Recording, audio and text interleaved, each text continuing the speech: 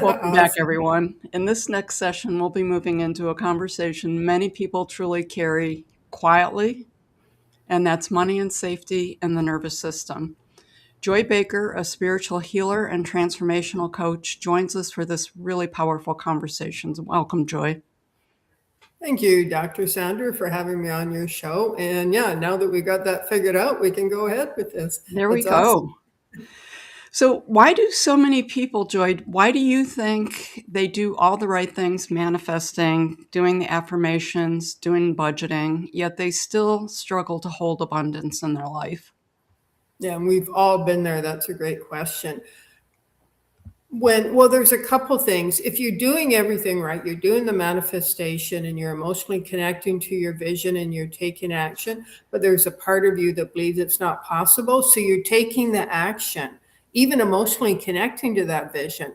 But there's a small voice within your unconscious self, your nervous system that is saying that's not possible. Then you will self sabotage. And that's often what we do. We get really pumped up, we get really connected to it, and then we'll self sabotage just when it comes, especially just when it's about time to happen.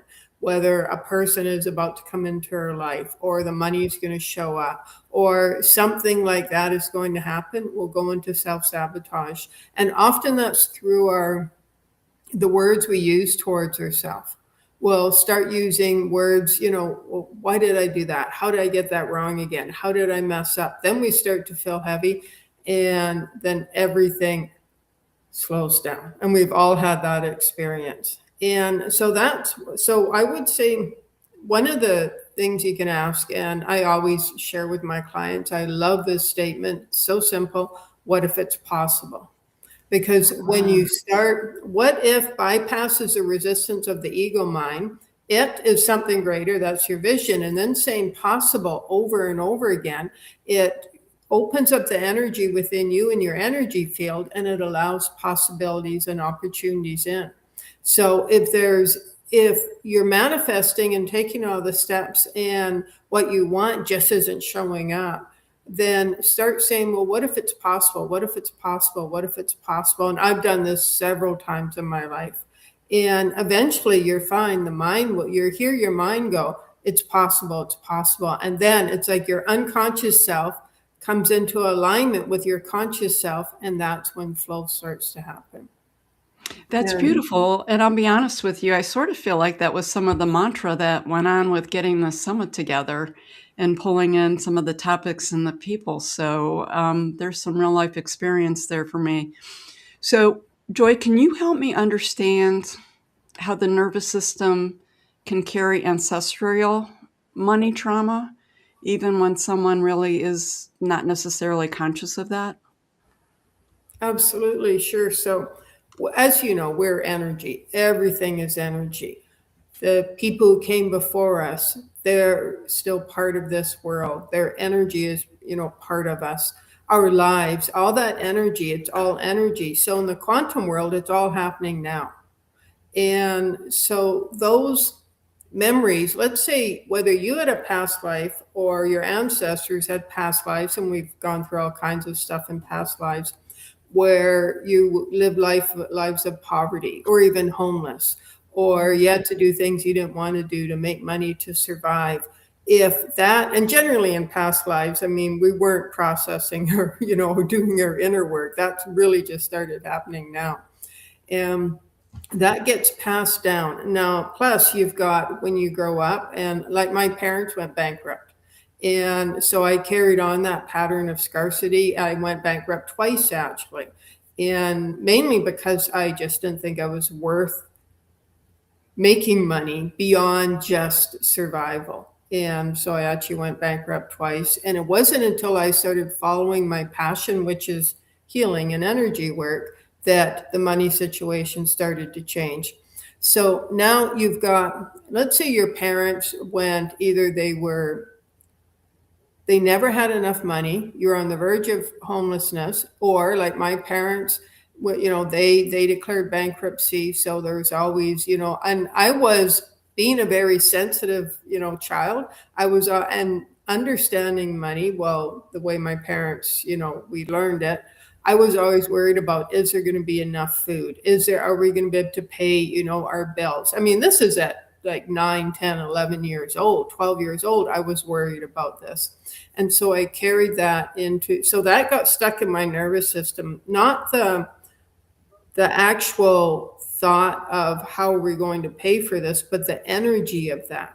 And that fear and worry, that now gets stuck in every cell of your being, and your nervous system affects, your entire body. So the body is always worried about, your mind body's always worried about, well, how is the money going to show up? And money, we need money for everything. Money is our safety and security in this world. And if we don't have that sense of safety and security, then you get stuck in the lower dimensions, the heavier thinking, the limited thinking, the limitations and scarcity and such. And it's like you just keep repeating over and over again. And that's where, manifestation comes in. So let's say you're stuck in that pattern of always being on edge. Am I going to run out of money? Well, if I'm not. And then as a child, we develop coping strategies that ensure our survival, because we need our parents, the big people, to take care of us. So we develop these coping strategies that as adults, they don't appear they're related directly to money, but we're now living and behaving according to these coping strategies we developed as a child. People pleasing is a big one. So I have to please others in order to ensure my needs are met. Now, it might not appear to be directly related to money, but money affects everything. And so if you're into people pleasing and you learn that as a child, you're pleasing others, it might now be for approval or validation or acceptance, but it's all energy and it's affecting. In other words, you're keeping yourself restricted, you're keeping your energy field restricted, your thoughts, your behaviors, your ways of being. That affects money. It's not like it's separate. So it all works together. So that fear and worry and anxiety it's about your survival growing up.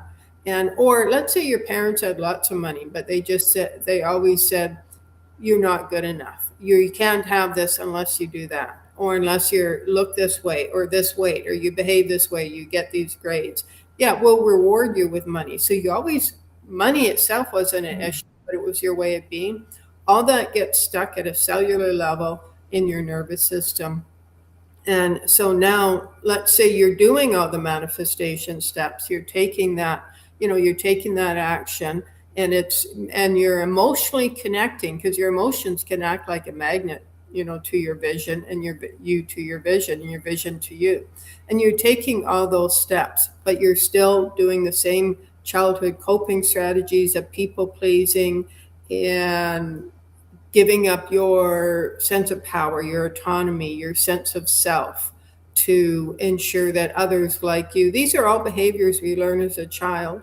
Well, that is affecting, let's say your vision, let's say you've got some kind of vision or manifestation you want to actualize into your life.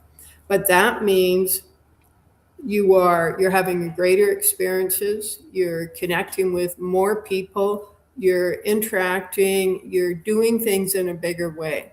But that means if you carry those same behaviors out into that bigger, it's like a bigger world, a bigger universe, it doesn't work, because you're carrying those behaviors of scarcity and lack and limitation and need out into abundance. And it's like two different dimensions. And so start believing that it's possible, but also, as you imagine, let's say whether it's buying a house, a car, travel, it's, whatever somebody wants to manifest, how are you going to feel?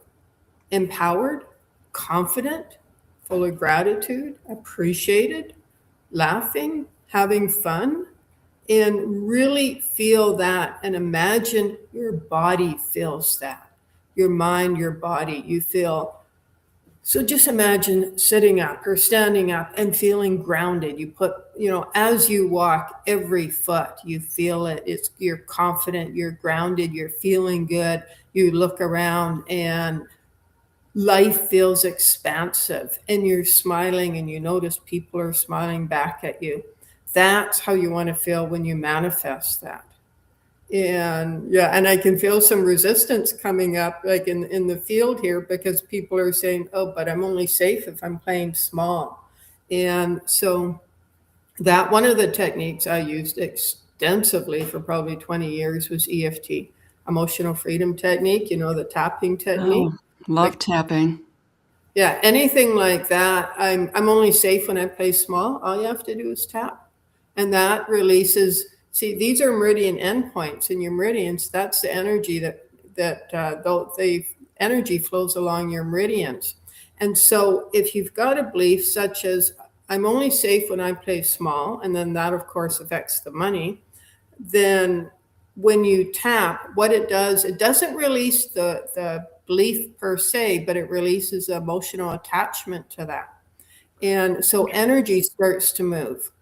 And then as you release emotional attachment to that, your energy starts to expand. You let go of that. And then you can more powerfully connect to your vision and feeling confident and grounded and expansive and joyful and enjoying and experiencing heartfelt connections with others, uplifting connections with others. And it is possible. And if any part of you is saying, oh, I'm not sure, we'll say, what if it is possible? What if it's possible for me to feel good and safe when feeling confident and grounded? What if it's possible for me to interact with others and have amazing interactions where I walk away and I feel inspired and joyful and I'm seeing things from new points of view? What if it's possible? And as you say that more and more, I like to walk, I'm a big walker, and I would go for walks and just keep saying, what if it's possible? What if it's possible? What if it's possible? And because I think about what I want to do, this was about the time I started this healing business or just before, and I started saying, what if it's possible? And my ego mind would come in and say, well, it's not, and would give me all these excuses and all the evidence and stories why it's not possible. And I'd say, okay, well, what if it is possible? And I'd keep bringing myself back to that. What if it's possible? What if it's possible? And eventually my mind started saying it's possible. And I actually did that for 2 years before I got on my first podcast and started building my business. So, yeah, what if it's possible? It's played a big part in my life and where I am now. Well, that's beautiful. I love that. And that's such a simple tool and it's very powerful. So a lot of what you talked about was very 3D consciousness. And is that what you mean by emotional imprints when you were talking about like the childhood things with your parents and the money scarcity? Yeah, So that would be, go ahead. so what are your thoughts about how does shifting into a more 5D oriented consciousness change abundance from something that we try to force to something that could actually naturally flow? Awesome. Good question. So in 5D consciousness, it's flow. And so think of it the easiest way. I like simple explanation. So the simplest way to understand the dimensions, the third dimension, which we've all been birthed into for thousands of years, we're all very familiar with it. It's fear based and it's all about lack, limitation, scarcity, and worry, doubt, and such. So think of fear as a thread that holds all those beliefs, the thoughts, the emotions, the behaviors, the ways of being, all that together. Okay, now the fifth dimension, that the thread that holds that all together is divine love. And so it's like a thread that holds everything together and all the emotions that align with divine love: happiness, joyfulness, gratitude, fun, laughter, compassion, understanding. And abundance is part of that. In that realm, abundance flows. And so the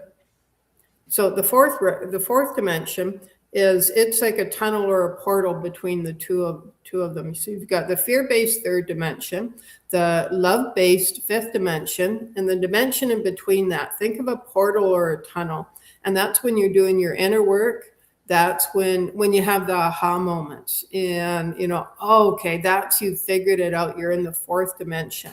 So it's like a gateway or an entrance into the higher dimensions.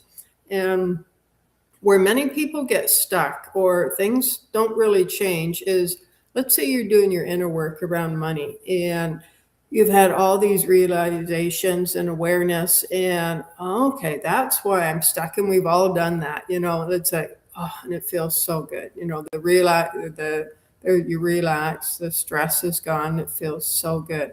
But often we stop there, and most often, that's where we stop. Okay, I feel good, that's been figured out. But you're still in the fourth dimension. What you want to do is get to that fifth dimension, the higher dimensions of love and beauty and grace and abundance and flow and ease. And so that's where you have your vision. It's like, okay, let go of that, feeling relaxed and at ease. And now you've got this vision of something greater. And then that vision takes you into the higher dimensions, fifth dimension and above, and you're feeling relaxed and at ease and full of gratitude.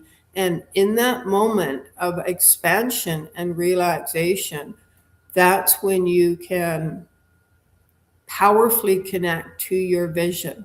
Now, we go back between dimensions. We're here to cycle between the dimensions. Some people will feel, so good, and you feel like your vision is coming in, but then they get down on themselves because they go back to that third dimension. But we're here as light workers.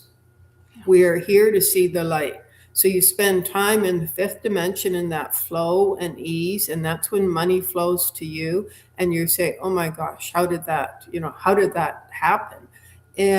But then, let's say an unexpected bill comes in, or your child, or your parent, or your dog, or something like that there's an unexpected bill, and well, you haven't messed up, you haven't done anything wrong. You're going back to the third dimension because you're seeding that light, because you just spent time in the higher dimensions.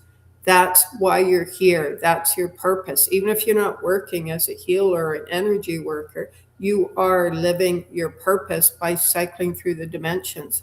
Ascension is when it's not about staying in one dimension, just the feel good dimensions. It's about how quickly you can go back to the third dimension and use everything you've learned and understood and all the tools to get out of that heaviness and the density and the limitation. In other words, let's say an unexpected bill comes in, and at first maybe that would set somebody back for a few days or a few weeks, or just you're stuck in that heaviness and lack and limitation. Now, because you're on this path of this journey of awareness, now this unexpected bill comes in, and you're like, okay, well, that happened. I'm not crazy about it, but how do I move out of this? How do I find the money I need, or I trust that the money will show up? And how can I release this heaviness and fear and feel good again? Well, trust is a big part of that. Trusting that what you're looked after, you're taken care of, what you need will show up, and then go back to your vision. So ascension isn't about just staying in the feel-good dimensions. It's about how quickly can you, use the tools and feel good about yourself and move into the higher dimensions. Wow, that's a lot. It's really important and it's meaningful. I cannot believe that we've gone through our session already. I feel like we need another half I hour know. here I'm like, oh to my gosh. cover so many of these topics. Yeah, Are you open to providing a little healing or something for the group sure, as we end? absolutely. So I've got about a few minutes. Okay, Yeah, yeah, about 3 minutes. absolutely. Okay. Yes, definitely. Yeah. Okay. Okay. So first of all, just put your hand on your heart and breathe into your heart. There you go. Just let your whole self relax. And all the stress, lack, limitation around money, appreciate it. Let's take a moment to appreciate it, because it's been showing you something about yourself, your life, your past that needs to be healed. So thank all of that for the healing. And now, allow yourself to let that go. Say, thank you, lack, and now I let you go. Thank you, scarcity, for the lessons you have blessed me with. And now I release you to the light. And I allow myself to feel expansive, supported, grounded, empowered, confident. And I allow myself to receive ever increasing amounts of money with flow, ease, grace. And I give myself permission to feel good about receiving ever increasing amounts of money. Thank you, universe. Thank you, thank you, thank you, thank you, thank you. Namaste. Namaste. It was beautiful. Thank you so much. Okay. Thank you for having me on. Oh, absolutely. This session reminds us that abundance, it's not something we force or that we can think our way out of. That's what, that was an important point. It's something the body really learns to feel safe receiving. And when we soften out those old imprints and allow the nervous system to settle, flow becomes possible. I love that word. It's possible. It's possible in a much more natural way. Thank you, Joy, for sharing your wisdom, presence, and your lived experience. For the listeners out there, to learn more about Joy, you can go to her website, courageandaction.com. Thanks again, Joy. Thank you. Bye. Thank you.